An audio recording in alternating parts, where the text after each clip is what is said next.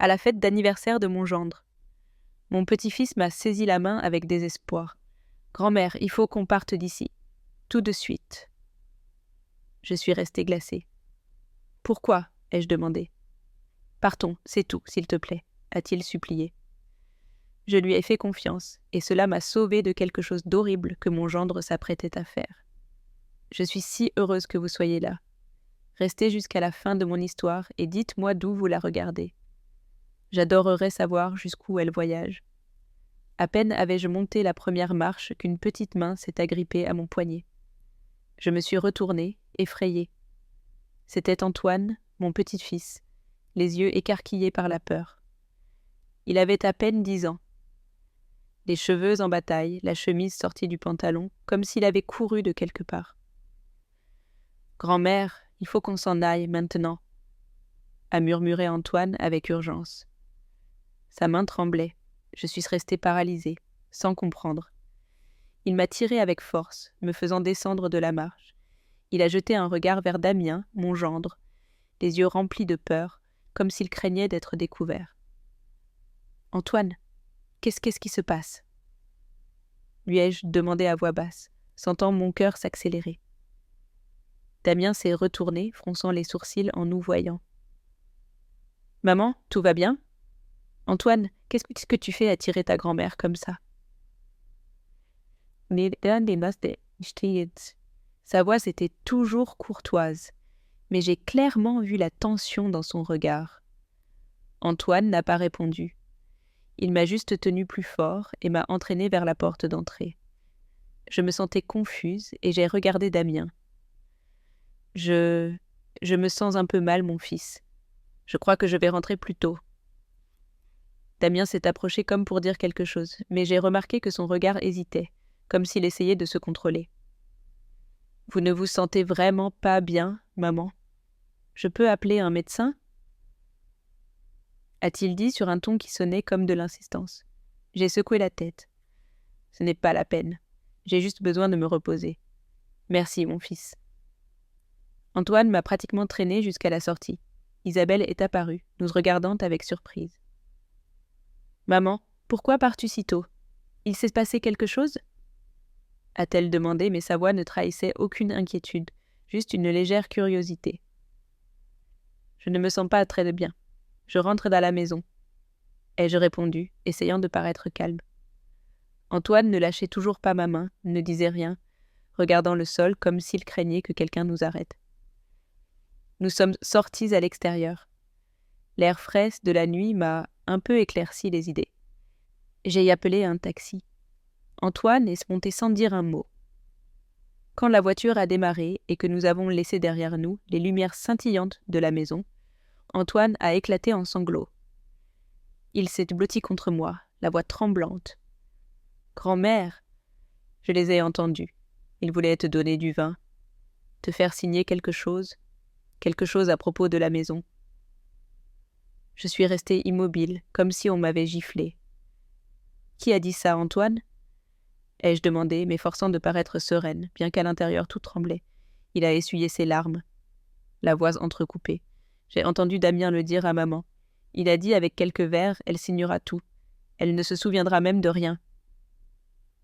Ces paroles étaient comme des coups de poignard. J'ai serré Antoine fort contre moi, sentant son petit corps trembler contre le mien. Les lumières de la rue passaient par la fenêtre, éclairant son visage baigné de larmes. Je n'ai rien dit. Je l'ai juste serré plus fort, essayant de contenir la douleur qui m'oppressait la poitrine. J'ai regardé par la fenêtre, luttant pour ne pas pleurer. Quelques heures plus tôt à peine, j'étais descendue du taxi, pleine d'enthousiasme, mes chaussures usées frôlant l'asphalte encore tiède du soleil. La maison de Damien et Isabelle se dressait devant moi, immense, illuminée par les lumières qui s'échappaient des baies vitrées. J'ai ajusté le foulard à mon cou, essayant d'avoir l'air présentable, même si à l'intérieur j'étais un peu nerveuse. L'anniversaire de Damien était une occasion importante et je ne voulais pas que ma fille ait honte de moi. Un serveur en costume noir a ouvert la porte avec un sourire poli mais sans émotion. « Bonsoir, Madame Marie-Hélène. Entrez, je vous en prie. » J'ai hoché la tête et franchi le seuil, immédiatement submergée par ce que j'ai vu à l'intérieur. Les tables étaient couvertes de nappes blanches impeccables, des plateaux de petits fours salés et de verrines sophistiquées disposés avec précision, du homard grillé, des viandes fines brillant sous la lumière du lustre en cristal. Le grand cru de Bordeaux scintillait dans de hauts verres, et son arôme puissant emplissait toute la pièce. Mais ce qui a le plus attiré mon attention, ce sont les visages inconnus. La plupart des invités portaient des tenues élégantes, des costumes et des robes de soirée. Leurs rires emplissaient l'endroit, mais ne transmettaient aucune chaleur. Ce n'était pas la fête de famille à laquelle je m'attendais. C'était la scène de Damien, où il se pavanait devant ses associés. Damien est apparu au milieu de la foule, grand, avec un costume gris qui lui allait à la perfection. Un large sourire sur son visage, mais qui n'atteignait pas ses yeux. « Maman, tu es enfin là. Tu es toujours aussi élégante. » Il m'a donné quelques petites tapes sur l'épaule, mais son contact était froid, comme s'il ne le faisait que par obligation. Je lui ai souri en retour, essayant d'ignorer son regard dur lorsqu'il m'a scanné rapidement. « Merci Damien. Joyeux anniversaire, lui ai-je dit, la voix un peu tremblante à cause de cette atmosphère si étrangère. Isabelle, ma fille, s'est approchée dans une robe rouge qui moulait sa silhouette mince. Elle était magnifique, mais son sourire était forcé, comme si elle cachait quelque chose. « Maman, je veux te présenter des amis de Damien, » a dit Isabelle, en m'emmenant vers un couple qui se tenait près de la table des vins. L'homme, les cheveux gominés, m'a serré fermement la main. « Vous êtes la mère d'Isabelle. Enchantée. Ma femme et moi faisons des affaires avec Damien. Un grand projet immobilier. Damien est un génie des affaires. » Il a ri fort, tandis qu'Isabelle hochait la tête à côté, évitant de me regarder dans les yeux. J'avais juste hoché la tête, sentant un malaise qui commençait à s'insinuer en moi. Ces gens ne me connaissaient pas, et je n'appartenais pas à leur monde. Damien est revenu à ce moment-là avec 2 verres de vin rouge à la main. « Maman, goûte ça. C'est un grand cru de Bordeaux. Spécialement pour aujourd'hui. » Il m'a offert un verre d'une voix douce, mais avec un ton insistant. J'ai refusé avec douceur. « Merci mon fils, mais je ne bois pas de vin fort. Un simple verre d'eau me suffira. » Damien a froncé les sourcils et son sourire s'est durci. « Maman, c'est mon anniversaire, tu dois trinquer, ne serait-ce qu'un verre. » Il insistait encore et encore. Il a même demandé à un serveur d'apporter un autre verre. J'ai pris le verre pour qu'il cesse de faire pression, mais je n'ai bu qu'une petite gorgée. Le goût amer a glissé dans ma gorge et m'a fait frissonner. La fête a continué avec des conversations bruyantes. Un autre homme en chemise blanche bien repassée s'est approché pour me parler. Damien a un esprit brillant pour les affaires. « Vous devez être très fier de votre gendre, » a-t-il dit en levant son verre pour trinquer. J'ai hoché la tête sans grand enthousiasme, mais mon cœur s'est serré. Fier. Je le pensais avant, mais maintenant chaque éloge envers Damien ne faisait qu'augmenter mes doutes. Isabelle restait à côté, souriant, mais sans me regarder dans les yeux. Elle cachait quelque chose. Je le sentais. Après la découpe du gâteau, l'ambiance est devenue encore plus animée. La musique a commencé à jouer et les éclats de rire couvraient de même le son des verres qui s'entrechoquaient. Damien est soudainement apparu à côté de moi. Il s'est penché et m'a murmuré « Maman, je veux te montrer mon nouveau bureau à l'étage. Je viens de le rénover. Il est magnifique. Tu vas adorer. » Son ton était doux, mais il y avait une certaine urgence, comme s'il voulait me faire sortir de là au plus vite. J'ai hésité un instant. J'ai cherché Isabelle du regard, mais elle était occupée à discuter avec un groupe d'invités. « D'accord, » ai-je répondu, ne voulant pas paraître impoli. Damien m'a conduite vers les escaliers, en bois verni. C'est pas plus rapide que la normale. Les autres étaient si distraites par la fête que personne n'a remarqué notre départ. Maintenant que j'y pense, peut-être que Damien voulait m'emmener à l'étage pour me faire signer un papier, comme l'a dit Antoine. Le taxi s'est arrêté devant ma petite maison, la faible lueur du lampadaire éclairant la clôture en bois déjà usée. J'ai pris la main d'Antoine et l'ai guidé à l'intérieur, le cœur toujours serré par ce que je venais d'entendre dans la voiture. Le garçon marchait en silence à côté de moi, ses petites épaules tremblantes, comme s'il n'était pas encore libéré de la peur de la fête. J'ai ouvert la porte, allumé la lumière, et une lueur jaune et chaude a rempli le salon, bien que ce ne soit pas suffisant pour chasser le froid de mon âme. « Antoine, assieds-toi ici. Je te prépare un jus d'orange, » lui ai-je dit, en essayant de garder une voix calme. Le garçon a hoché la tête et s'est assis sur le fauteuil, ses grands yeux me fixant comme pour chercher du réconfort. Je suis allée à la cuisine, j'ai sorti une orange du réfrigérateur, l'ai coupée en deux et l'ai pressée. Le vrombissement du presse-agrumes emplissait l'air, mais mon esprit était toujours un nœud. Les paroles d'Antoine sur Damien et Isabelle résonnaient encore comme des couteaux, me coupant la poitrine à chaque écho. Je lui ai apporté le verre de jus. Je l'ai posé devant lui. « Bois, tu te sentiras mieux. » Antoine l'a pris et a bu une gorgée, mais son regard restait triste. Je me suis assise à côté de lui ai caressé doucement les cheveux. « Je vais appeler ta mère pour lui dire que tu dors chez moi ce soir. » Le garçon a hoché la tête sans dire un mot. J'ai pris le téléphone et composé le numéro d'Isabelle. Il a sonné plusieurs fois avant qu'elle ne réponde. « Maman, qu'est-ce qui se passe? Tu as gardé Antoine ?» La voix d'Isabelle ne cachait pas son irritation. J'ai respiré profondément et j'ai essayé de rester calme. J'ai vu Antoine fatigué. Qu'il dorme chez moi cette nuit, je te l'amène demain. Isabelle est restée silencieuse quelques secondes, puis a répondu d'un ton sec. Ne fais rien qui puisse affecter négativement mon fils. Damien ne va pas aimer ça. Ces mots m'ont frappé comme une gifle. Affecté négativement? Moi, qui m'étais occupée de lui depuis sa naissance. Maintenant, j'étais vue comme ça par ma propre fille.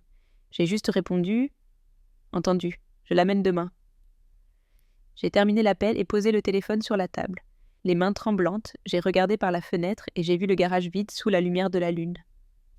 Ma vieille Peugeot n'était plus là. Il ne restait que la cour froide. Les souvenirs de l'incendie d'il y a quelques jours sont revenus d'un coup, comme si cela venait de se passer ce matin-là. Je préparais du café dans la cuisine. L'arôme commençait à peine à emplir l'air quand une forte explosion a retenti depuis la cour. J'ai sursauté et j'ai fait tomber ma cuillère. J'ai couru dehors et je n'ai eu le temps que de voir la voiture enveloppée de flammes. Le feu rouge dévorant la carrosserie. Les voisins sont sortis en courant.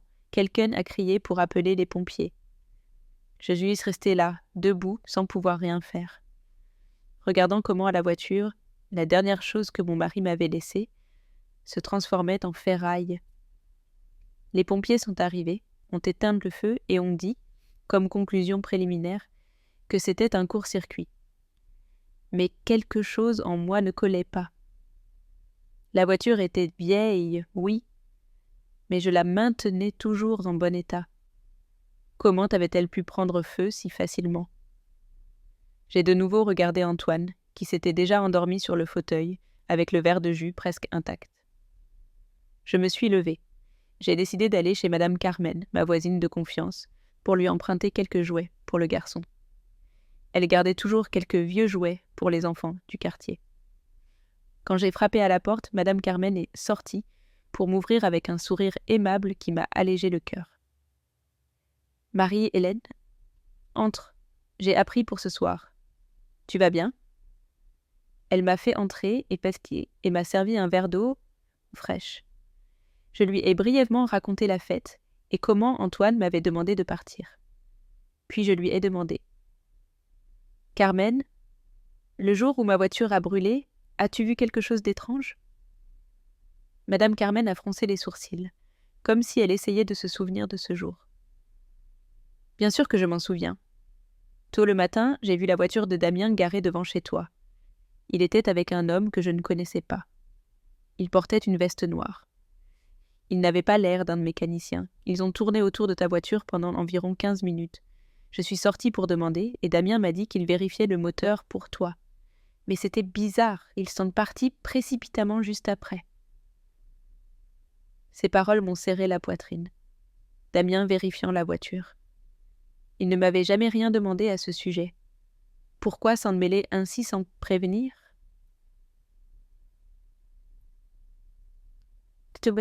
Carmen, tu as des caméras de sécurité chez toi? Quelque chose a-t-il été enregistré ce jour-là? Ai-je demandé, la voix tremblante. Elle a hoché la tête. Elle m'a emmenée dans le salon et a allumé l'ordinateur. La vidéo est apparue, un peu floue, mais suffisamment nette pour le distinguer. Damien, avec son costume habituel, à côté de ma voiture avec un autre homme inconnu, a ouvert le coffre et a sorti un bidon en plastique. On aurait dit de l'essence ou un autre liquide. Ils se disaient quelque chose à voix basse, puis sont partis rapidement. Quelques heures plus tard, sur la même vidéo, de la fumée a commencé à sortir de la voiture. Puis une flamme féroce s'est déchaînée. J'ai serré le poing, sentant mes ongles s'enfoncer dans ma peau. Ce n'était pas un court-circuit. C'était intentionnel. Carmen, peux-tu me garder cette vidéo? Ai-je demandé en essayant de rester calme. Elle a hoché la tête, a pris une clé USB et a copié le fichier. Marie-Hélène, fais très attention. Je ne fais pas confiance à Damien depuis longtemps, a-t-elle dit, les yeux pleins d'inquiétude. Je l'ai remerciée. J'ai pris la clé USB comme si c'était un trésor et je suis rentrée chez moi. En entrant, j'ai vu qu'Antoine était déjà réveillé, blotti sur le fauteuil. « Grand-mère, où étais-tu » a-t-il demandé d'un ton inquiet. Je me suis assise à côté de lui et l'ai serré dans mes bras. J'étais chez Madame Carmen pour quelques petites choses. Ne t'inquiète pas, mon amour. Puis je lui ai demandé avec douceur. Antoine, as-tu entendu Damien dire quelque chose à ta mère à mon sujet ou au sujet de ma maison? Le garçon a baissé la tête, hésitant. Je l'ai entendu plusieurs fois. Damien gronde beaucoup maman. Il dit que si elle n'est pas de son côté, il va tout perdre. Une fois, je l'ai entendu parler au téléphone avec quelqu'un. Il disait qu'il devait faire quelque chose pour que tu ne sois plus un obstacle. Sa voix tremblait, comme s'il avait mal de se souvenir. Je l'ai serré fort dans mes bras, sentant mon cœur se briser en 1000 morceaux. Isabelle, ma fille, connaissait le plan de Damien et l'avait accepté. J'ai pris le téléphone et l'ai rappelé. Isabelle, je dois te demander quelque chose à propos de l'incendie de la voiture. Savais-tu ce que Damien a fait avec ma voiture? J'ai été directe. Je ne voulais pas de détour. Isabelle est restée silencieuse quelques secondes et a répondu avec agacement. Maman, tu imagines encore des choses. La voiture est vieille et elle brûle. Qu'y a-t-il d'étrange à ça? Ne complique pas plus les choses. Avant que je puisse dire autre chose, elle m'a raccroché au nez. L'appel s'est terminé, me laissant avec un vide immense. Isabelle, la fille que j'ai élevée, me dit maintenant que j'exagère. J'ai posé le téléphone. Mes mains tremblaient tellement que j'ai failli le faire tomber. J'ai marché jusqu'au placard de la chambre. J'ai ouvert le petit coffre-fort et j'ai rangé la clé USB avec soin. En revenant au salon, j'ai vu qu'Antoine s'était endormi sur le fauteuil avec des traces de larmes sur le visage. Je lui ai mis une couverture et je me suis assise par terre, le dos appuyé contre la chaise. Au loin, on entendait les sirènes d'une ambulance, froide comme un rappel que tout cela était allé trop loin. Damien ne voulait pas seulement ma maison, il était prêt à tout pour l'obtenir. Et Isabelle, ma fille, avait décidé de se ranger de son côté. La douleur m'a envahie, mais j'ai serré les dents et je me suis forcée à être forte. Pour Antoine. Pour moi. Je me suis assise dans le salon. La lumière jaune de la vieille lampe se reflétait sur le mur, créant des ombres silencieuses. Antoine dormait sur le canapé, respirant tranquillement, le visage enfin en paix après une nuit pleine de peur. Le tic-tac de l'horloge murale marquait le temps d'un rythme constant, comme pour me rappeler que le temps ne s'arrête pas, même si mon esprit est en désordre. J'ai rangé soigneusement la clé USB avec la vidéo dans le coffre-fort, l'ai fermée à clé et suis retournée au fauteuil, regardant mon petit-fils profondément endormi. Soudain, mon esprit a voyagé dans le passé, le jour où j'ai rencontré Damien, l'homme qui m'a fait croire que j'avais eu la chance d'avoir un bon gendre. Il y a 2 ans, je portais des sacs du marché, marchant avec difficulté sous le soleil de plomb de midi. Je me souviens bien de ce jour. Il faisait si chaud que le trottoir semblait fumer. Soudain, j'ai eu un vertige. Les sacs sont tombés par terre et je me suis effondrée sur le trottoir. Tout est devenu flou et les voix des passants semblaient lointaines. Alors, une main ferme m'a relevée. « Ça va, madame ?» a demandé une voix chaleureuse. En ouvrant les yeux, j'ai vu un jeune homme grand, avec une chemise bleue et un regard inquiet. C'était Damien. Rapidement, il m'a aidé à monter dans sa voiture, une berline argentée garée à proximité. « Où habitez-vous ? Je vous y emmène, » a-t-il dit avec sincérité. Faiblement, je lui ai indiqué le chemin, encore avec un mal de tête. En arrivant à la maison, Damien ne s'est pas contenté de m'accompagner à l'intérieur. Il a appelé un ami médecin pour qu'il m'examine. Le médecin, une connaissance de Damien, est venu immédiatement. Il m'a pris la tension, m'a donné des médicaments et m'a demandé de me reposer. Damien a attendu dans le salon. Il a refusé le verre d'eau que je lui ai offert avec gêne. « Reposez-vous, madame. Je veux juste être sûr que vous allez bien, » a-t-il dit. Et son doux sourire m'a réconfortée. Quand il est parti, j'ai eu l'impression d'avoir rencontré une personne vraiment bonne, comme si Dieu l'avait envoyé pour compenser les années de solitude après la mort de mon mari. Quelques jours plus tard, j'ai appelé Damien, pour le remercier et l'inviter à dîner en signe de gratitude. J'ai cuisiné quelque chose de simple, un bœuf bourguignon, une purée de pommes de terre et du pain grillé, des plats que je faisais habituellement pour ma famille. Juste ce jour-là, Isabelle est venue me rendre visite. Elle est entrée, bien habillée, avec ses longs cheveux brillants, et ses yeux se sont illuminés en voyant Damien assis à table. « Maman, qui est-ce » a-t-elle demandé avec curiosité. Je leur ai fait les présentations et je lui ai raconté ce qu'il avait fait pour moi. Le dîner a été très agréable. Damien a raconté des anecdotes amusantes sur son travail, sur ses voyages, et a fait rire Isabelle sans arrêt. J'ai remarqué comment ma fille le regardait, les yeux brillants, très différemment de son expression habituelle. Et Damien, bien qu'il soit respectueux et me demandait toujours comment j'allais, je n'ai pas pu m'empêcher de voir la manière spéciale dont il souriait à Isabelle. Un sourire chargé d'intention. Les semaines suivantes, Damien a commencé à apparaître plus fréquemment. Il m'appelait pour savoir comment j'allais. Un jour, il alla porter un pot de miel en disant que c'était bon pour la tension. Une fois, il a vu qu'une fenêtre de mon salon était coincée et l'a réparée lui-même, sans me laisser dépenser un centime. Isabelle venait aussi plus souvent, sous prétexte de rendre visite à sa mère. Mais je savais qu'elle venait pour Damien. Je me sentais heureuse, vraiment. Isabelle avait traversé un mariage raté, elle élevait seule Antoine, et je m'étais toujours inquiétée qu'elle vive seule pour toujours. En la voyant sourire avec tant de joie en parlant avec Damien, j'ai pensé qu'elle avait peut-être enfin trouvé quelqu'un de bien. Seulement, un an après leur rencontre, Damien et Isabelle ont organisé leur mariage. La cérémonie a eu lieu dans un petit restaurant chaleureux, avec des lumières douces et des fleurs fraîches partout. J'ai mis la robe bleue que mon mari aimait tant et j'ai regardé Isabelle dans sa robe de mariée blanche, main dans la main avec Damien. Quand ils ont échangé leurs vœux, j'ai essuyé mes larmes, sentant qu'un grand poids m'était enlevé. Damien ne se souciait pas seulement d'Isabelle, il traitait aussi bien d'Antoine. Il jouait souvent au basket avec le garçon et lui a acheté de nouvelles chaussures, en voyant que les siennes étaient usées. J'ai pensé que j'étais très chanceuse. Non seulement j'avais un bon gendre, mais aussi quelqu'un qui prenait soin de mon petit-fils. Mais quelques mois après le mariage, tout a commencé à changer. Un soir, Damien est venu dîner chez moi avec une liasse de papier à la main.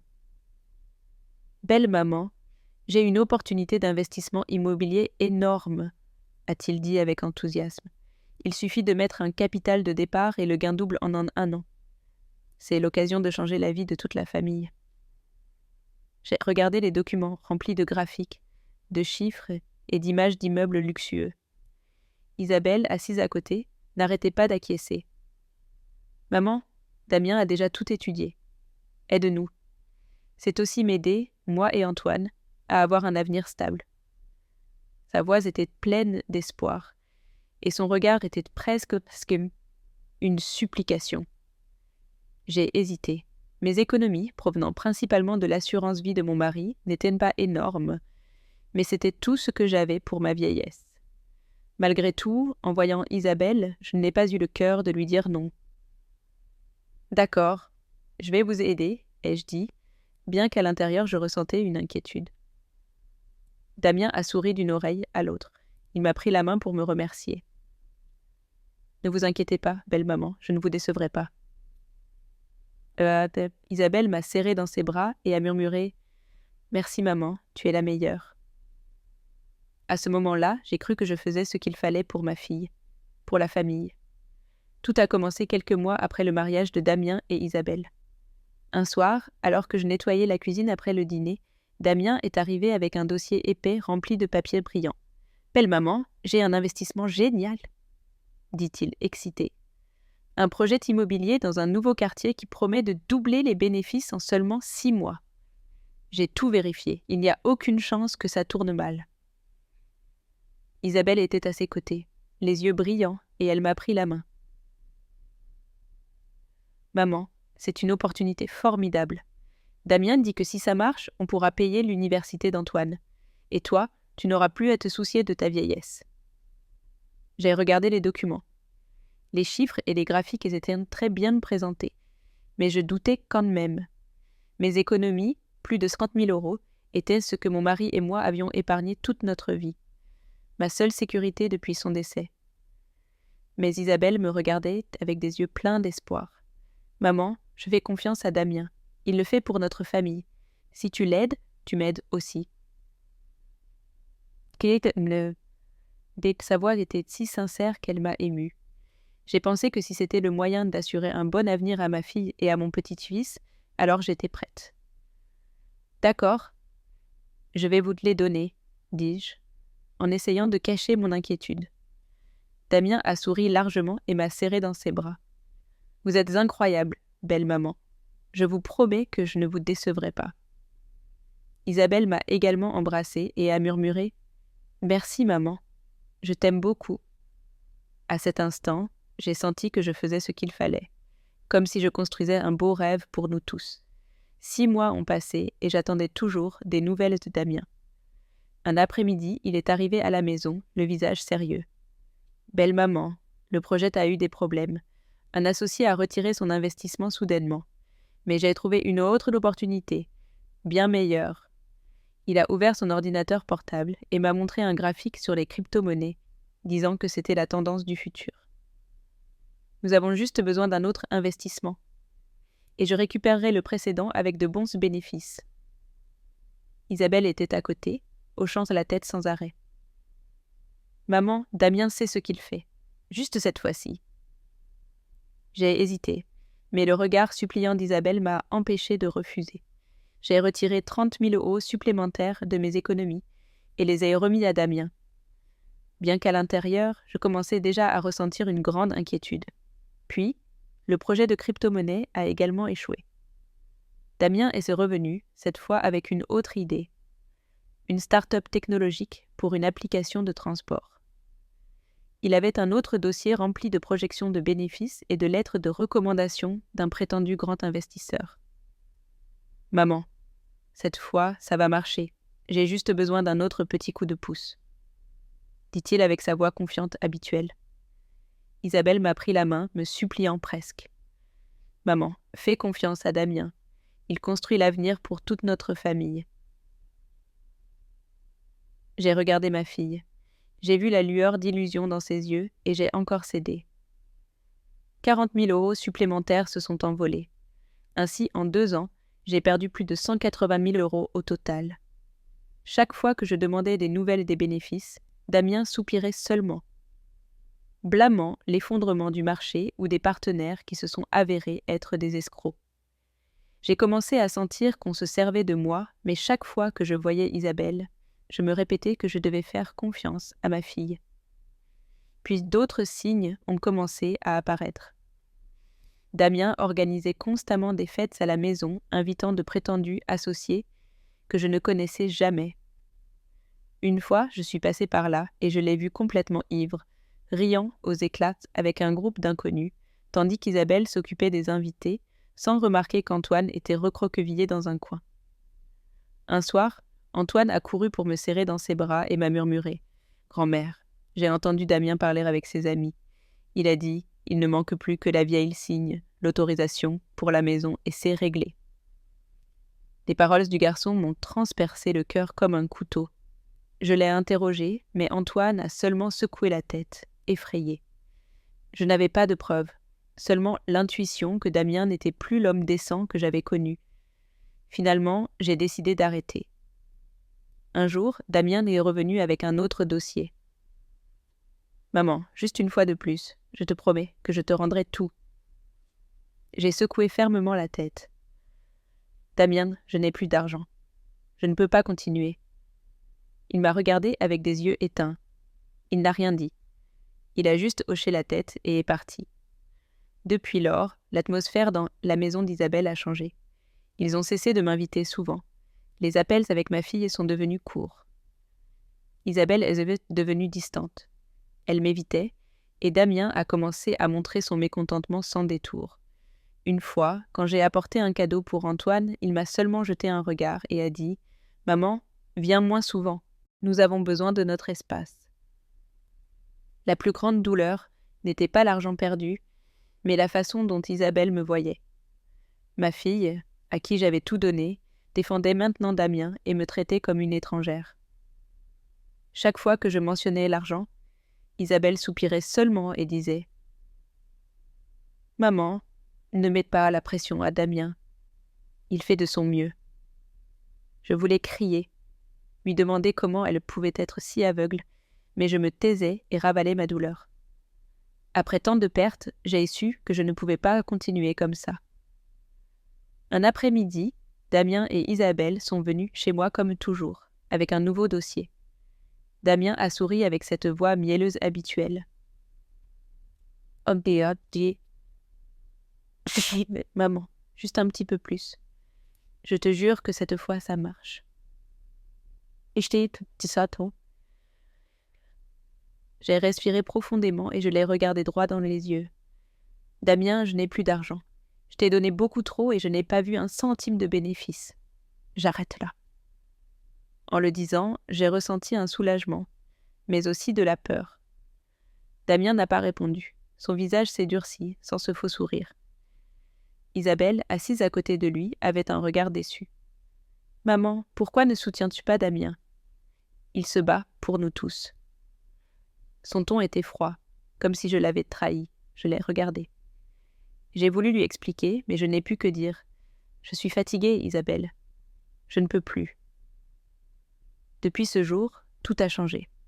Chaque fois que j'appelais Isabelle, elle répondait en quelques mots et raccrochait rapidement. « Maman, je suis très occupée. On se parle un autre jour. » Oui, j'entendais la voix de Damien rire de l'autre côté et mon cœur se serrait. Ils m'invitaient de moins en moins chez eux. Les week-ends, quand je demandais à aller voir Antoine, Isabelle trouvait toujours une excuse.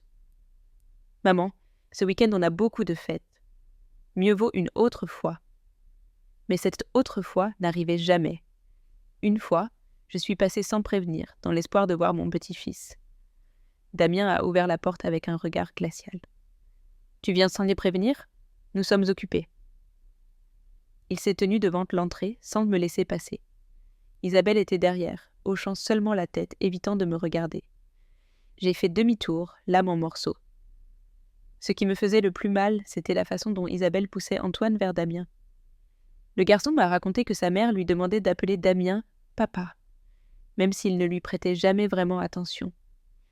Une fois, Antoine m'a appelé en cachette, la voix basse et triste. « Grand-mère, maman ne me laisse plus beaucoup te voir.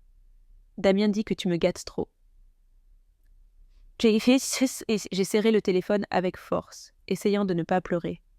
« Ne t'inquiète pas, Antoine, je serai toujours là pour toi. » Lui ai-je dit, même si au fond je savais que tout m'échappait. Le pire a été pour le 9e anniversaire d'Antoine. J'étais excitée, préparant un cadeau, une voiture télécommandée qu'il voulait tant. J'ai appelé Isabelle pour demander des nouvelles de la fête.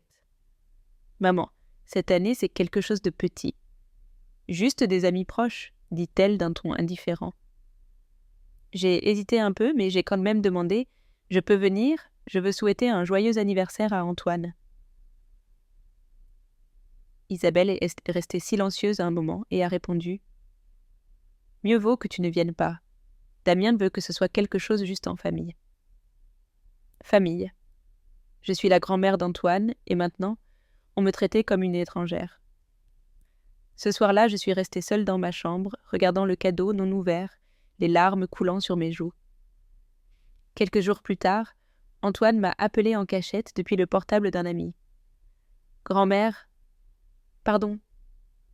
Damien ne voulait pas que tu viennes. »« Je suis très triste, » m'a-t-il dit, la voix entrecoupée. J'ai entendu mon petit-fils pleurer au téléphone et j'ai senti mon cœur se briser. « Je vais bientôt venir te voir, Antoine. Ne sois pas triste. »« Je t'aime beaucoup, » lui ai-je dit, essayant de garder la voix ferme, mais en raccrochant, je me suis laissée tomber sur la chaise, sentant que ma propre fille m'effaçait de sa vie. J'ai essayé d'arranger les choses. Un matin, j'ai apporté un plateau de biscuits fait de maison chez Isabelle, dans l'espoir de pouvoir lui parler sincèrement. Damien a ouvert la porte avec un regard dur. « Qu'est-ce que vous faites ici ? » ?»« Nous avons besoin d'espace, » dit-il d'une voix froide comme la glace. Isabelle était derrière, sans me regarder, et a seulement dit précipitamment « Maman, mieux vaut que tu partes. On se parlera un autre jour. » Je suis restée là, avec le plateau dans les mains, me sentant comme une inconnue devant la maison de ma fille. Je suis rentrée avec les biscuits intacts, le cœur lourd. Quelques jours plus tard, Damien est venu seul chez moi avec une pile de papier. « Maman, j'ai besoin que tu signes ça pour pouvoir hypothéquer la maison. C'est temporaire. »« Dès que le projet sera terminé, je te la rendrai, » m'a-t-il dit d'une voix aimable, comme avant. J'ai regardé les papiers, puis Damien. « Non, Damien, je ne signerai pas. Cette maison, c'est le souvenir de mon mari et moi. Je ne peux pas le faire. » Son visage a changé immédiatement. Son regard est devenu acéré. « Si vous ne signez pas, ne vous plaignez pas après, » dit-il à voix basse, d'un ton menaçant. Il s'est levé et est parti sans dire un mot de plus. Quand il est parti, je suis sortie pour vérifier la porte et bien la verrouiller. C'est alors que j'ai vu une voiture étrange garée à quelques mètres, avec un homme à l'intérieur me fixant intensément. Mon cœur battait à tout rompre. Je me sentais surveillée. J'ai fermé les rideaux, tout verrouillé, mais la peur n'est pas partie. Damien ne voulait pas seulement mon argent, il voulait tout ce que j'avais, et ma fille Isabelle ne faisait rien pour l'arrêter. La voix d'Antoine disant « Grand-mère » m'a tirée de mes pensées. J'ai sursauté et j'ai vu le garçon se redresser sur le canapé, les yeux rougis. « Tu vas bien, grand-mère » m'a-t-il demandé d'un ton inquiet. Je lui ai souri en lui caressant les cheveux. « Je vais bien, ne t'inquiète pas, mon amour. » Mais à l'intérieur, je savais que je ne pouvais plus me taire. Les rêves que Damien avait peints n'étaient qu'une illusion, et je m'étais laissé piéger trop longtemps. En regardant Antoine, j'ai su que je devais faire quelque chose, non pas pour l'argent, mais pour lui. Le seul qui croyait encore en moi dans cette famille.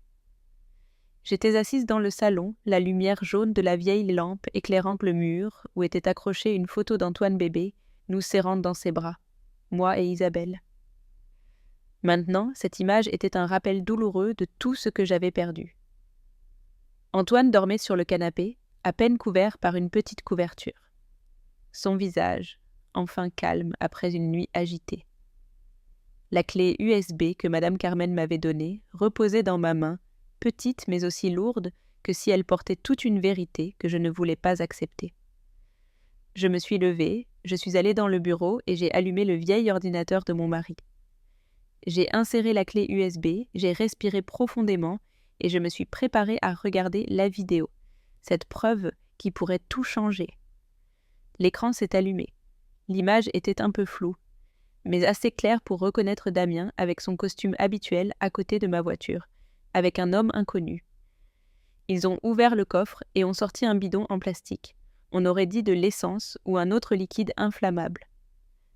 Damien a regardé autour de lui, nerveux, comme s'il craignait d'être vu. Puis ils se sont tous deux éloignés discrètement. Des heures plus tard, sur le même enregistrement, la fumée a commencé à sortir de la voiture, suivie de flammes intenses.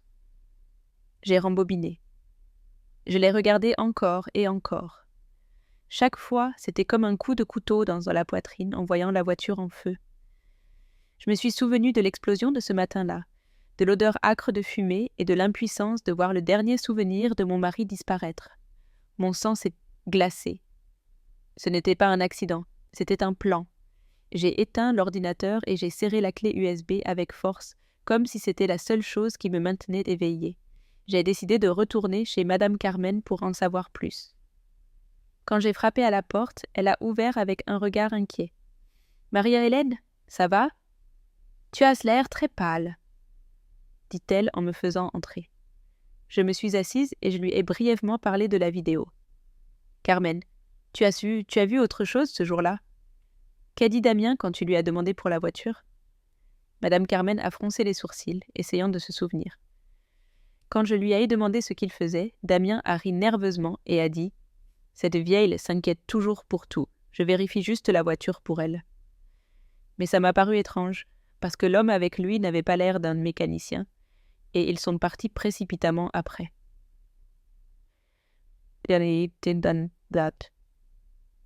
Ces paroles m'ont donné la chair de poule.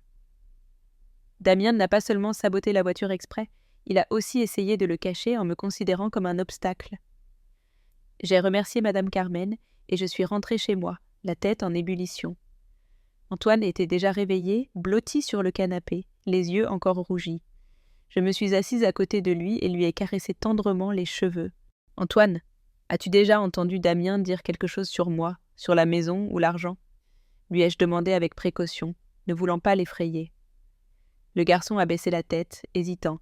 « Je l'ai entendu plusieurs fois, grand-mère. Damien se dispute toujours avec ma mère. Il lui dit que si elle ne l'aide pas à prendre ta maison, ils vont tous se retrouver sans rien. Une fois, je l'ai entendu parler au téléphone avec quelqu'un disant « Il faut faire céder la vieille, elle ne doit pas avoir d'autre choix. » La voix d'Antoine tremblait, et il m'a serré la main avec force, comme s'il craignait que je disparaisse. Je l'ai serré dans mes bras, retenant mes larmes. Damien ne voulait pas seulement l'argent, il voulait aussi me prendre la maison. Cet endroit plein de souvenirs que nous avions construit avec mon mari. J'ai pris le téléphone et j'ai composé le numéro d'Isabelle. J'avais besoin d'entendre une explication de sa propre bouche. Il a sonné plusieurs fois jusqu'à ce qu'elle réponde. « Maman, qu'est-ce qui se passe? Tu appelles à cette heure ?» Sa voix semblait pressée, comme si elle était occupée. Je suis allée droit au but. « Isabelle, je viens de voir une vidéo de la caméra de la voisine. Damien et un inconnu ont fait quelque chose à ma voiture avant qu'elle ne brûle. Sais-tu quelque chose à ce sujet ?» Isabelle est restée silencieuse. J'ai entendu sa respiration agitée de l'autre côté. Puis elle a parlé, confuse. « Ma maman, tu imagines encore des choses. L'incendie de la voiture était un accident. C'est ce que Damien a dit. » Avant que je puisse en demander plus, elle a raccroché. Je suis restée assise là, le téléphone à la main, sentant comme si ma propre fille m'avait giflé. Moins de 10 minutes plus tard, il a de nouveau sonné. C'était Damien. « Tu es en train de devenir une ennemie, Marie-Hélène, » dit-il d'une voix froide, sans trace de fausseté. « Tu te crois maline à fouiller dans ces vidéos ? Ne te mêle pas de nos affaires. » J'ai serré le téléphone avec force. Mon cœur battait la chamade. « Damien, je veux juste la vérité. Si tu es innocent, pourquoi me menaces-tu » ai-je répondu, la voix tremblante mais essayant de rester calme. Il a éclaté d'un rire moqueur. « Continue comme ça, et tu verras les conséquences. » Il a raccroché, me laissant avec un mélange de peur et de rage.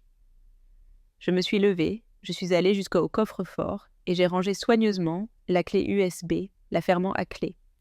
J'ai regardé Antoine de nouveau endormi sur le canapé et j'ai senti une force s'éveiller en moi. Ce n'était plus seulement une mère déçue par sa fille. C'était une conspiration organisée. Et moi, Marie-Hélène, je ne pouvais plus être la victime. Damien avait planifié chaque étape, depuis me secourir sur le trottoir jusqu'à séduire Isabelle. Mais je ne le laisserai pas gagner. Je me suis assise, j'ai regardé la photo de famille sur le mur et je me suis dit à voix basse, je vais protéger Antoine et me protéger moi-même. Pour la première fois depuis des mois, j'ai y senti une lueur d'espoir. Je n'étais plus la mère faible qui supportait tout, j'étais prête à affronter la vérité et à me battre. Je me suis assise dans mon petit bureau. La lumière de la vieille lampe éclairait la pile de papiers devant moi. Des dizaines de relevés bancaires, de courriels, de messages, tous liés à Damien, étaient éparpillés sur la table. Antoine dormait paisiblement dans le salon. Sa respiration régulière me rappelait qu'il n'y avait plus de temps pour douter. Pendant trop longtemps, je m'étais tue. J'avais permis à Damien de manipuler, à Isabelle de me tourner le dos. Mais maintenant, moi, Marie-Hélène, je ne permettrai pas qu'on me retransforme en proie. J'ai respiré profondément et j'ai commencé à examiner feuille par feuille, ligne par ligne, décidée à trouver la vérité. J'ai ouvert l'ordinateur portable et j'ai vérifié les transactions bancaires et les montants que j'avais transférés à Damien. 50 000 € pour un projet immobilier, 30 000 € pour des crypto-monnaies, 40 000 € pour une start-up technologique. Ils étaient clairement enregistrés, mais en examinant les contrats que Damien m'avait remis, j'ai remarqué de nombreuses irrégularités. Certains documents n'avaient pas de sceau légal. Les signatures des partenaires étaient maladroites, comme faites à la hâte. Un contrat avait même le nom de l'entreprise mal orthographié et l'adresse correspondait à un terrain vague. J'ai imprimé les pages suspectes, je les ai agrafées. Chaque feuille était une pièce du puzzle que Damien avait assemblée. Je ne ressentais plus de douleur, seulement une rage qui brûlait en moi. Je me suis souvenu de Maître Dubois, un vieil ami de mon défunte mari, un avocat très respecté que je n'avais pas vu depuis son décès. Maître Dubois nous avait aidés il y a des années avec un problème de terre et avait toujours été quelqu'un de confiance. J'ai cherché son ancien numéro dans mon carnet et par chance, c'était toujours le même. Maître Dubois, c'est moi. Marie-Hélène, dis-je quand il répondit. Sa voix était toujours chaleureuse et ferme. Marie, que de temps? Comment allez-vous? Je lui ai brièvement tout raconté sur Damien. L'argent, la vidéo de la voiture incendiée. J'ai besoin de vous voir. J'ai des preuves, mais je ne sais pas quoi faire. Maître Dubois n'a pas hésité. Demain, 9h à mon cabinet. Apportez tout ce que vous avez. Le lendemain, je suis arrivée à son bureau, une petite pièce, mais ordonnée, avec une odeur de vieux papier et de café. J'ai posé les documents et la clé USB sur la table et je lui ai tout raconté depuis le début. Comment Damien m'avait convaincu d'investir, comment Isabelle l'avait soutenu et la vidéo où l'on voyait clairement qu'il avait endommagé ma voiture. Maître Dubois a écouté attentivement. Il a feuilleté chaque page et a regardé la vidéo 2 fois. Il a froncé les sourcils, hochant la tête. Marie, ce n'est pas seulement une simple escroquerie. Damien montre des signes de fraude financière et d'escroquerie organisée possibles. Cette vidéo est une preuve solide. Vous devez le dénoncer maintenant, avant qu'il ne fasse pire. J'ai hoché la tête, sentant que j'avais enfin un allié. Je veux récupérer ce qui est à moi, Maître Dubois, et je veux protéger Antoine, dis-je avec fermeté. Maître Dubois a souri. Vous êtes toujours aussi forte, je vais vous aider. Suivant les conseils de Maître Dubois, j'ai lancé mon plan de contre-attaque. Il m'a suggéré d'envoyer des informations sur les échecs de Damien aux investisseurs qu'il essayait d'attirer. J'en connaissais 3. Je les avais vus à la fête d'anniversaire.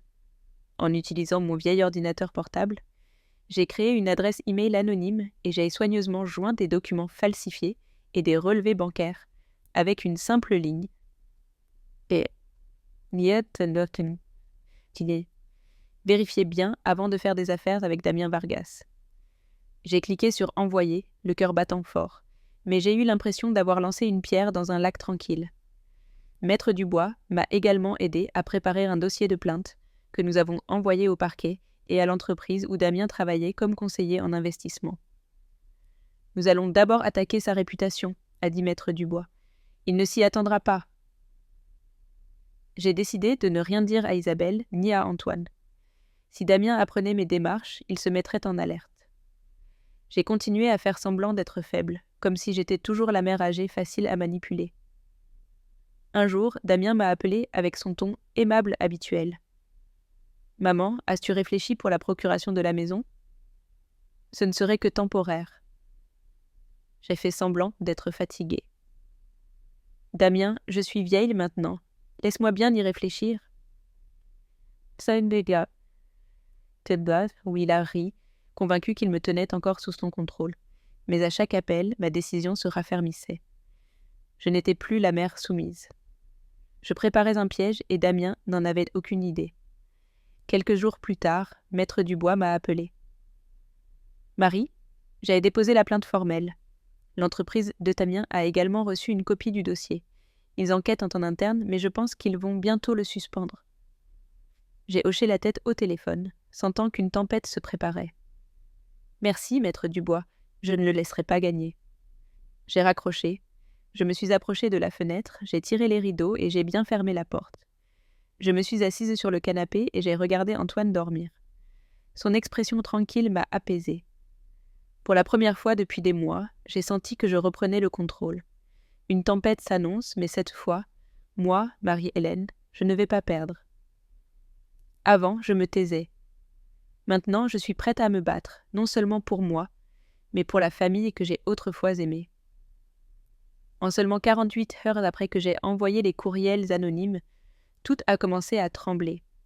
Maître Dubois m'a appelé. Sa voix semblait excitée. Mais Marie. Les 3 grands investisseurs que Damien visait ont annulé les contrats. L'un a même envoyé un courriel menaçant de le poursuivre en justice si Damien continuait à utiliser son nom pour obtenir de l'argent. J'ai senti mon cœur battre avec force, un mélange de nervosité et de soulagement. Les documents falsifiés, les relevés bancaires et le bref avertissement que j'avais envoyé avaient touché pile le point faible de Damien. Je l'imaginais recevant les courriels de refus de ceux qui l'encensaient et le célébraient auparavant. Pour la première fois, je ne me sentais pas comme une mère faible et facile à manipuler. Moins d'1 jour plus tard, Maître Dubois a rappelé. L'entreprise de Damien a reçu la plainte. Ils l'ont suspendue immédiatement. Ils lui ont retiré son badge d'accès et bloqué tous ses comptes. Damien est comme un poisson hors de l'eau, Marie. J'ai hoché la tête au téléphone, la main serrée. Merci, Maître Dubois. Je veux qu'il paye pour tout. J'ai y raccroché et je me suis approchée de la fenêtre, regardant la rue sombre. L'entreprise où Damien travaillait comme conseiller en investissement était de sa fierté, l'endroit où il se vantait de ses relations. Maintenant, ce titre factice s'effondrait et c'est moi qui tirais les ficelles. Mais Damien n'est pas tombé en silence. Un soir, j'ai reçu un appel du numéro d'Isabelle. Mais ce n'était pas elle qui parlait. La voix tremblante d'Antoine a retenti de l'autre côté. « Grand-mère, Damien est en train de casser des choses dans la maison. Il crie sur maman. Sur moi aussi, parce que je te parle. » J'ai entendu le bruit d'objets qui se brisent, comme si Damien détruisait tout dans un accès de fureur. « Antoine, tu vas bien ? Où est ta mère ? » ai-je demandé en essayant de garder mon calme. « Elle pleure, grand-mère. » J'ai peur. Je lui ai dit de s'enfermer dans sa chambre et j'ai promis de venir immédiatement. Mais avant que je puisse sortir, Isabelle m'a rappelé, la voix désespérée. « Maman, Damien est hors de contrôle. Je ne sais pas quoi faire. » Je lui ai dit de juger immédiatement. « Toi et Antoine, venez à la maison. Je vous attends. » J'ai ouvert la porte et je suis restée dans l'entrée, le cœur en feu. Quand le taxi s'est arrêté, Isabelle est descendue, serrant fort Antoine, le visage pâle et les yeux gonflés. Antoine a couru pour me serrer dans ses bras, tandis qu'Isabelle est restée debout, les épaules tremblantes. « Entrez tous les deux, » dis-je en les guidant vers le salon. J'ai préparé un thé chaud pour Isabelle et j'ai donné un verre de lait à Antoine. Elle s'est assise, tenant la tasse sans se boire, regardant le sol. « Maman, Damien n'est pas celui que je croyais, » dit-elle, la voix entrecoupée. Je me suis assise à côté d'elle, attendant qu'elle continue. Isabelle a raconté que la nuit précédente, Damien avait quitté la maison et éteint son téléphone. Soupçonnant quelque chose, elle avait fouillé en secret sa tablette, celle qu'il laissait souvent traîner. Là, elle avait trouvé une série de messages entre Damien et une autre femme, quelqu'un lié à l'argent qu'il investissait. Ils ne parlaient pas seulement d'amour, mais aussi de la façon dont ils utilisaient de mon argent et celui d'autres investisseurs pour mener une vie luxueuse. Il m'a trompé, mon maman. Pas seulement toi, mais moi si. T'as si. Dit Isabelle, les larmes coulant. Je lui ai pris la main avec un mélange de tristesse et de compassion. Isabelle avait été aveuglée par Damien, mais maintenant elle faisait face à la vérité. « Pourquoi ne l'as-tu pas quitté avant ?» ai-je demandé avec douceur, bien que la douleur se sente dans ma voix. Isabelle a baissé la tête. « J'avais peur, maman. Je pensais que Damien était mon soutien et celui d'Antoine. Je craignais que si je partais, je ne pourrais pas m'occuper de mon fils. » Je l'ai regardée et je me suis souvenue d'elle enfant. Quand elle se blottissait contre moi chaque soir avant de dormir. Maintenant, elle était devant moi, brisée par l'homme en qui j'avais cru un jour. « Tu n'es pas seule, Isabelle. Je suis là et je vais t'aider, » lui dis-je en lui serrant la main. Antoine a levé le regard, les yeux brillants en m'entendant.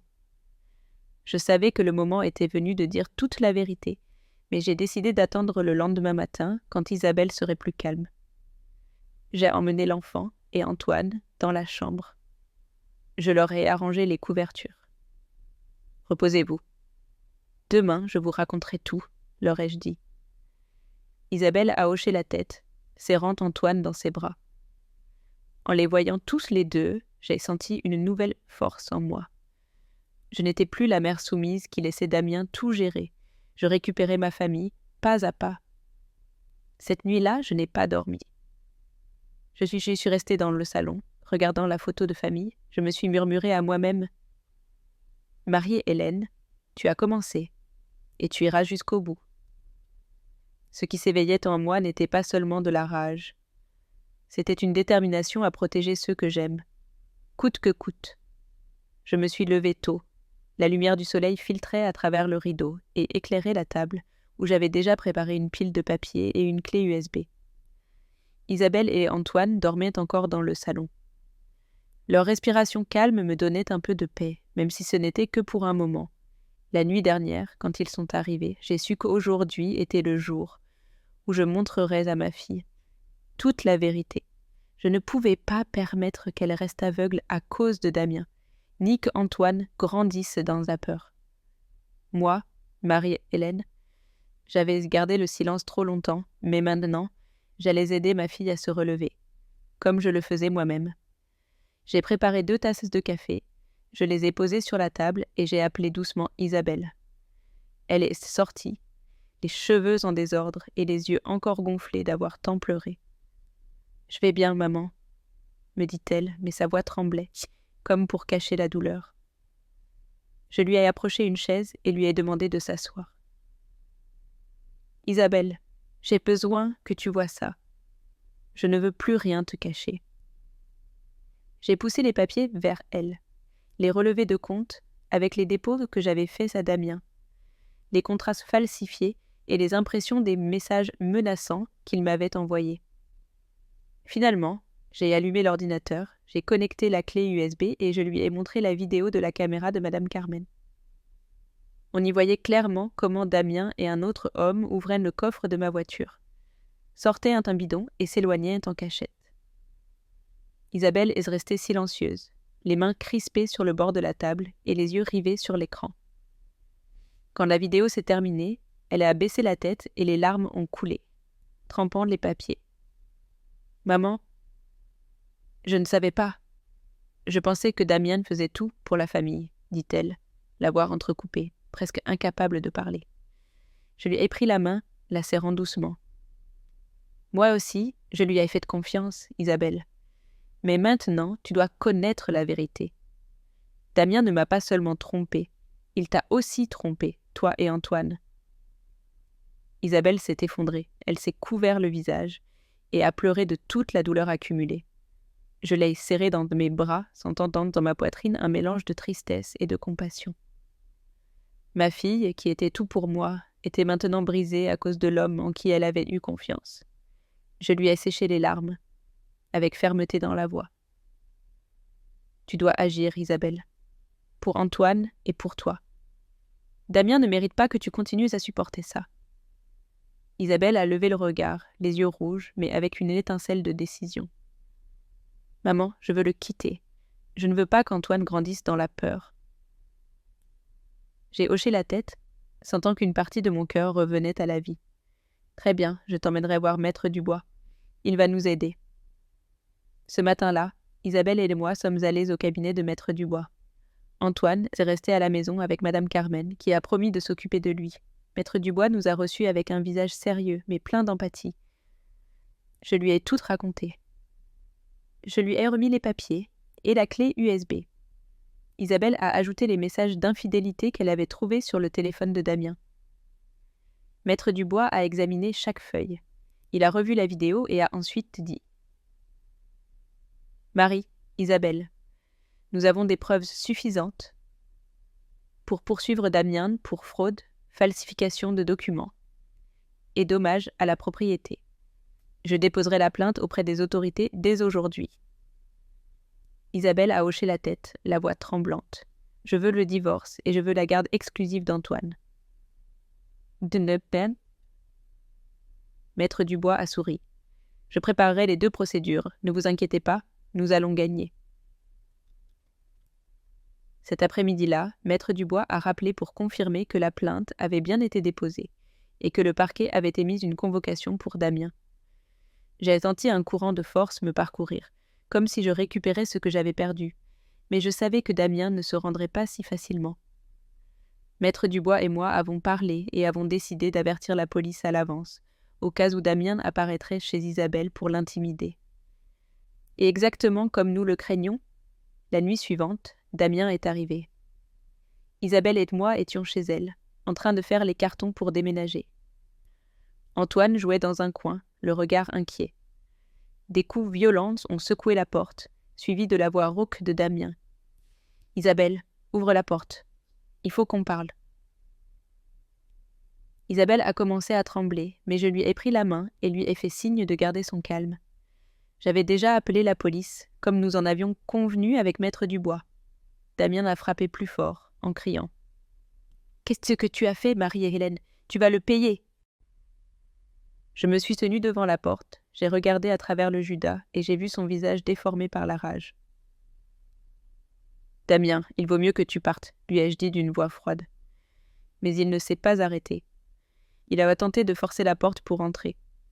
Juste à ce moment-là, les lumières bleues et rouges de la voiture de police se sont reflétées dans la rue. 3 policiers sont descendus rapidement de la voiture et ont maîtrisé Damien. Ils se débattaient, ils l'ont menotté.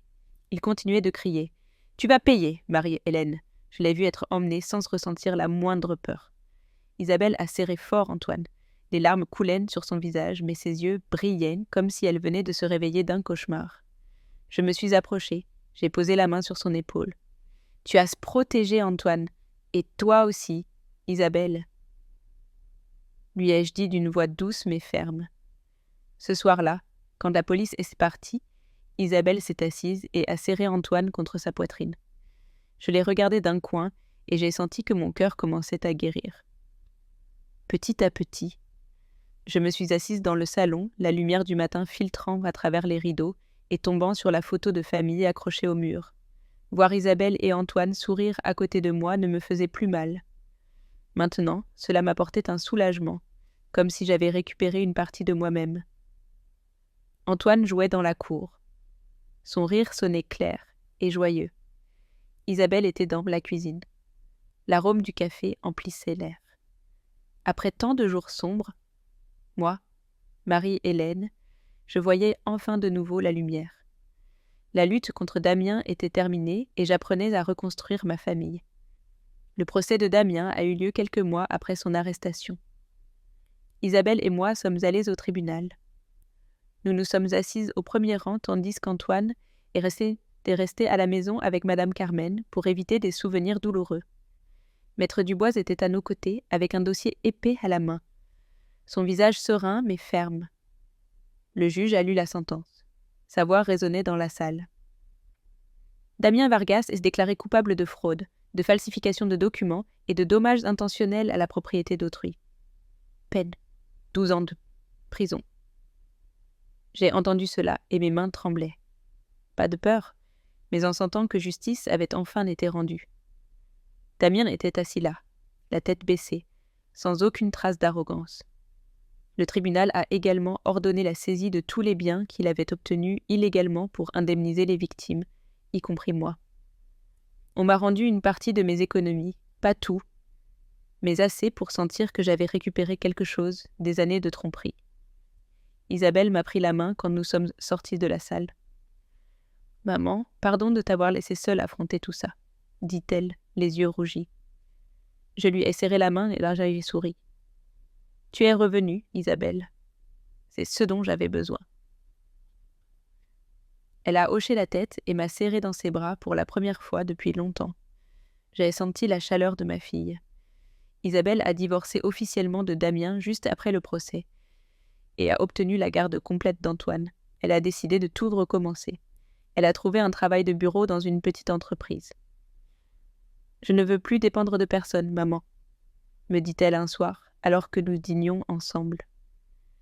Je l'ai regardée et j'ai vu dans ses yeux une détermination que je n'avais pas vue depuis que Damien était entré dans sa vie. Je me suis sentie fière, même si je savais que le chemin ne serait pas facile. Isabelle et Antoine ont déménagé pour vivre avec moi. Ma petite maison, qui abritait autrefois tant de douleurs, est devenue un nouveau foyer. Ensemble, nous l'avons arrangé, nous avons peint les murs, construit une petite chambre pour Antoine et planté des fleurs dans le jardin. Chaque week-end, Isabelle et moi nous asseyons pour faire des plans et des comptes, comme je le faisais avec mon mari. Antoine est redevenu un enfant joyeux, sans ce regard effrayé chaque fois qu'on mentionnait Damien. Un jour, il est entré en courant dans la maison avec un dessin d'une maison pleine de fleurs. « Grand-mère, c'est notre maison. N'est-elle pas jolie ?» Je l'ai serrée dans mes bras en riant. « Elle est magnifique, Antoine. Tu me rends très heureuse. » Un après-midi, Isabelle et moi sommes allés voir Maître Dubois pour le remercier. Il nous a reçus dans son bureau avec un sourire bienveillant. « Marie, vous avez fait ce qu'il fallait. Protégez votre famille avant qu'il ne soit trop tard, » dit-il en me posant la main sur l'épaule. « Votre mari serait fier. » J'ai hoché la tête, sentant que je lâchais enfin un lourd fardeau. « Merci, Maître Dubois. Sans vous, je ne sais pas si j'aurais eu la force. » Isabelle lui a aussi serré la main d'une voix sincère. « Merci d'avoir aidé ma mère. » En sortant du cabinet, j'ai regardé ma fille et j'ai vu une nouvelle Isabelle, plus aveugle, plus craintive, mais une mère forte pour son fils. Un après-midi de week-end, les 3 générations se sont assises dans le petit jardin derrière la maison. Antoine courait et jouait avec le chiot qu'il venait d'adopter, un chiot au pelage doré qu'il a appelé Soleil. Son rire sonnait clair comme des clochettes. Isabelle a servi le thé, a posé le plateau sur la table en bois et s'est assise à côté de moi. « Maman, je n'aurais jamais pensé que nous pourrions être de nouveau comme ça, » me dit-elle, les yeux brillants. Je l'ai regardée et je me suis souvenue de mon mari, qui disait toujours que la famille était la chose la plus importante. Il serait fier que nous continuions d'avancer. « Isabelle, » ai-je murmuré, la voix entrecoupée. J'ai regardé vers le jardin où Antoine lançait une balle à Soleil, le soleil l'éclairant son visage radieux. Cette maison qui avait failli tout me prendre déborde maintenant de joie. Moi, Marie et Hélène, j'ai récupéré non seulement mon patrimoine, mais aussi la paix de ma famille. Ma renaissance n'a pas été seulement de vaincre Damien, mais de croire à nouveau que, même si ça fait mal, la famille peut te guérir. J'ai pris la tasse de thé, j'ai bu une gorgée et j'ai senti la chaleur se répandre dans mon corps. Notre nouvelle vie ne faisait que commencer, mais je savais qu'ensemble, nous pourrions toutes surmonter. L'histoire que nous racontons est fictive, mais elle est basée sur certains faits réels. Les noms et les lieux ont été changés pour protéger l'identité des personnes impliquées. Nous ne racontons pas ce que là pour juger, mais dans l'espoir que quelqu'un écoute et prenne le temps de réfléchir. Combien de mères souffrent en silence au sein de leur propre foyer? Je suis vraiment curieuse. Si vous étiez à ma place, que feriez-vous? Choisiriez-vous de vous taire pour maintenir la paix? Ou oseriez-vous tout affronter pour retrouver votre voie? Je veux savoir ce que vous en pensez, car chaque histoire est une bougie qui peut éclairer le chemin de quelqu'un d'autre. Dieu bénit toujours, et je crois fermement que le courage nous mène à des jours meilleurs. En attendant, sur l'écran final, je vous laisse 2 des histoires les plus appréciées de la chaîne. Je vous assure qu'elles vous surprendront. Merci d'être resté jusqu'ici.